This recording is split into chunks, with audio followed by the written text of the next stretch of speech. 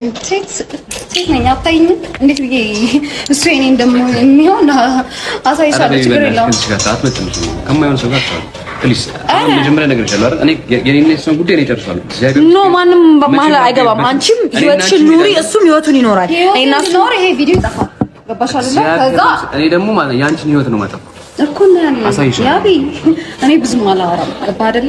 ብዙ ዋግዒ አና በተግባር ተረካ እኔም በተግባር አሳይ። ኦኬ we'll see. anyways እኔ ናንቺ ሄድሽ አትሄዱ ኖ አትሄዱ። እኔ ሄዳለሁ። እንዴት እንደምን ግን አንተ ልቀቂኝ። ቆይ ስሚ፣ እንደዚህ አንተ እንዳትነካኝ ያብራ። ቆይ ስሚ፣ ልቀቂኝ። ለአንቺ ማንም የሚያንስ ሰው የለም። እሺ እሱም ሴት ስለሆነ ያከበረሽ። እሺ አዳምጪኝ እኮ ልቀቂኝ እንዴ! ልቀቂኝ ነግሬሻለሁ። እንዳትነኪኝ ነው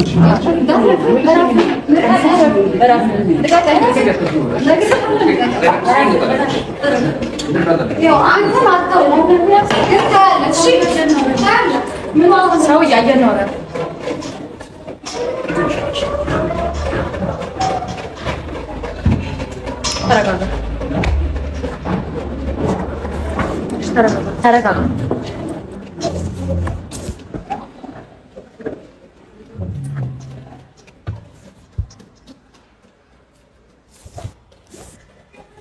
ተረጋጋ።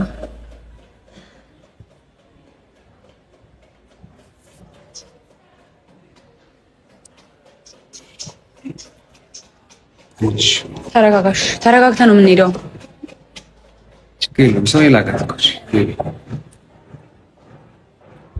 ተረጋጋ እኮ እኔ በራሴ መንገድ ጨርሷለሁ እኮ። እሺ ተረጋጋ። በራሴ መንገድ ጨርሷለሁ። ተረጋጋ።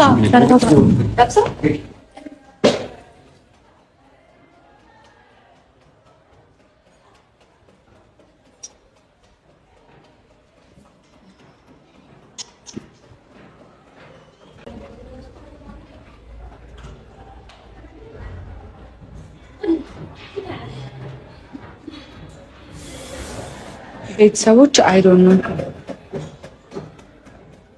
ኖ ምን እየተፈጠረ እንዳለ አልገባኝም።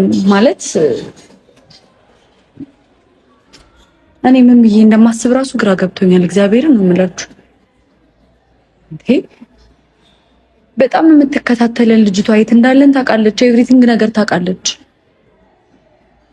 እኔ በጣም ግራ ገብቶኛል። ባለፈው ድንገት የመጣች ነበር የመሰለኝ፣ ግን ዛሬ ስትመጣ ድንገት እንዳልሆነ ነው የተረዳሁት። ራሽ ድንገት አይደለም የመጣችው፣ ድንገት አይደለም። በጣም የሚነግራት ሰው አለ። እያንዳንዱ የምናደርጋቸውን ነገሮች የት እንዳለን ምን እያደረግን እንደሆነ እያንዳንዱ ነገር ታውቃለች። እና እስካሁን ድረስ እግዚአብሔርን ድንገት የተፈጠረ ነበር የሚመስለኝ። አሁን ግን ድንገት አይደለም እየተፈጠረ ያለው፣ ሆን ተብሎ ነው እየተደረገ ያለው።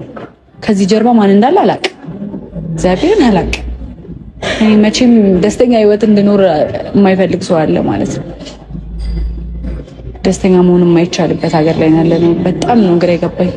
ምን እንደማደርግ ምን እንደምል ራሱ ግራ ገብቶኛል። ትናንትና ራሱ በቃ ምንም ቪዲዮ የመስራት ፍላጎት እንኳን አልነበረኝ። አይታችሁ ከሆነ በጣም ነው የቀዘቀዝኩት ምናምን ባለው ነገር በጣም ነው የደበረኝ፣ በጣም ነው የከፋኝ ነበር።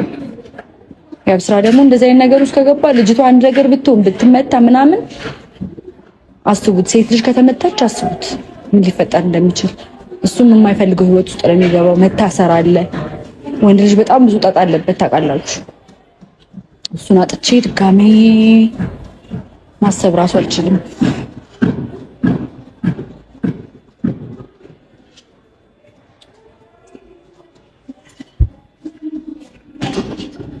አሁን ተናዶ ነው ሄደው አንድ ነገር ቢያረጋት